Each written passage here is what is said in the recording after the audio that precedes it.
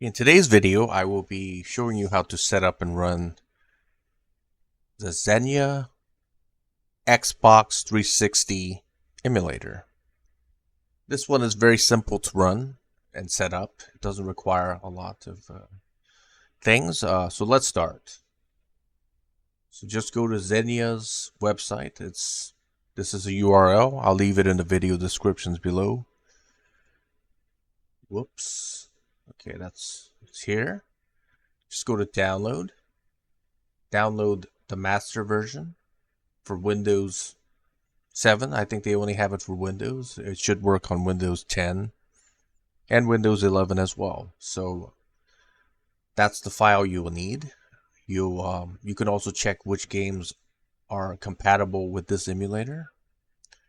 Every game is not compatible. Every game will not work, but and I'll show you that as well in this video. So that's a compatibility list. You could check that out before you get the games. You can get the games here. I'll leave this in the URL in the video descriptions below. You can download this. This will take a very long time to download, because these are very big files, anywhere from 7.3 to 8.1 gigabytes, as you can see. So I'll leave everything in the video descriptions below. And the way to set it up is quite simple. I'll just start from scratch again. I'll create a folder called emulators. I'll call it Xbox 360. You can call this whatever you want to call it. Just open the folder for Xenia Master and just dump all the files in there just like that. Very simple. And let's go to the instructions. This is the instructions for Xenia Emulator. For Xenia Canary, however, you can also use it for Xenia Master as well, which I'm using right now. So it tells you to make a directory called portable.exe. This is a folder that you create in your Xenia directory. So here. What's it called again? Let me check. Portable.txt, okay. Control-Shift-N.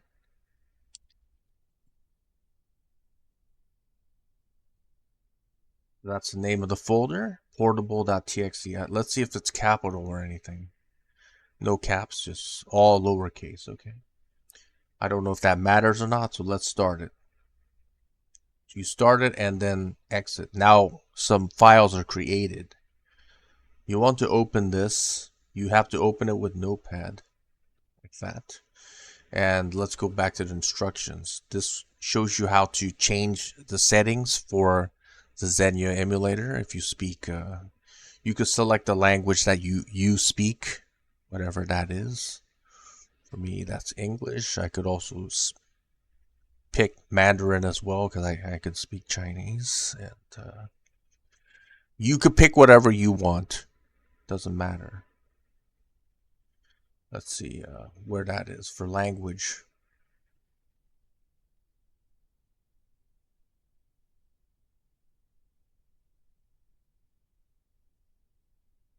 Okay, language, okay. CPU config. There's all these settings here. You could set. Okay, let's look for display. Here, forget about the language. I don't care. You could change it. We'll find that later. Here it is. For GPU, we have different types of settings. First is 720, I think, P or something. 1280 by 720. This is 256 by oh no, excuse me.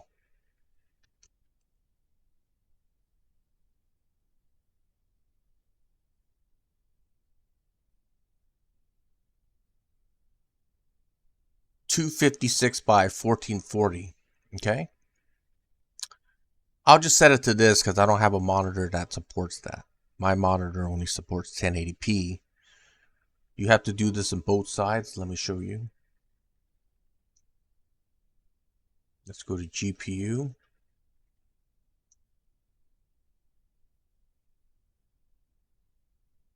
Here.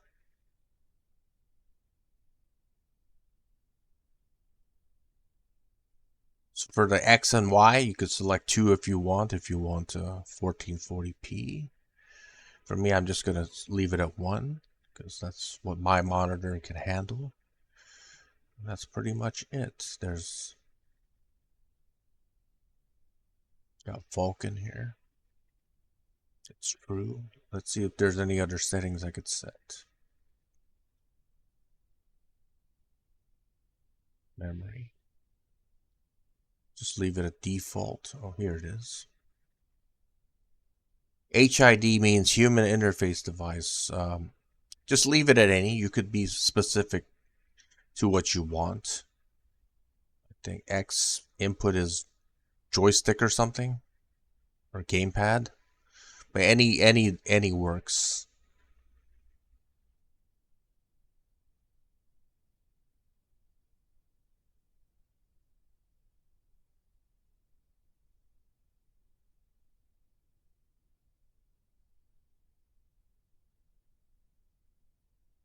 There isn't anything about language. Okay, that's fine.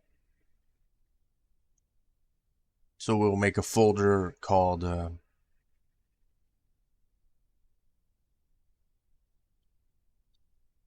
I don't have to create a folder called ROMs. I'll just go to the folder.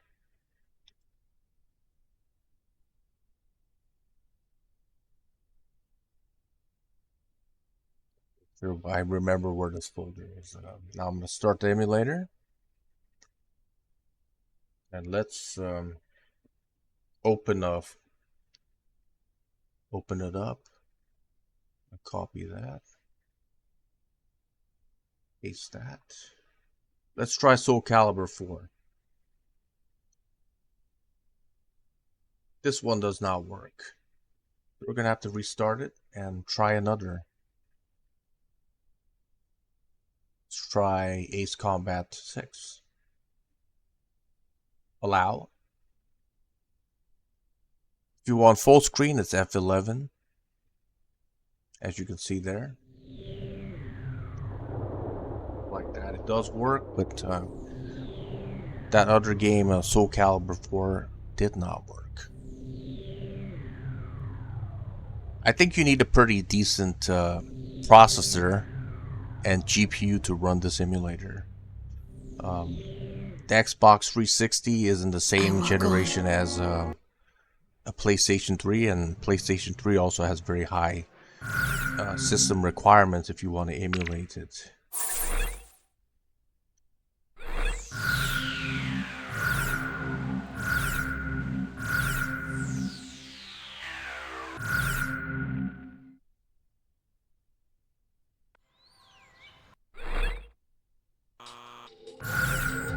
Attention, our capital damage all planes, scramble and intercept all.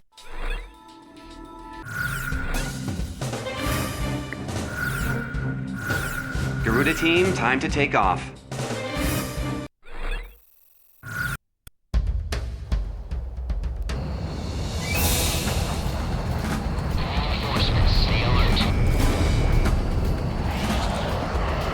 Ghost died, Garuda 1 Talisman and Garuda 2 Shamrock. We are currently in a state of emergency. Our nation is under attack by unknown forces. Do whatever you can to fend off the invasion. Garuda 2, roger that. Garuda 1, you call the shots.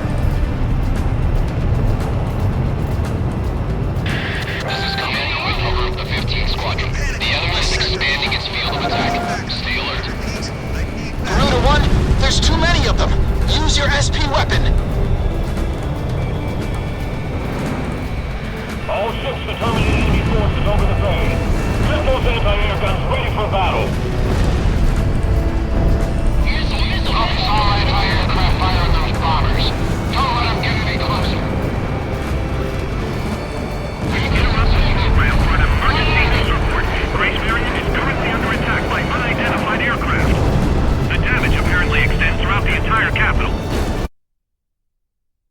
get out, just press escape. And then just exit like that. It's as simple as that. And that's pretty much it. So make sure you check the game compatibility list to see what you can play and what you cannot play. It shows you the varying levels of compatibility for each game as well.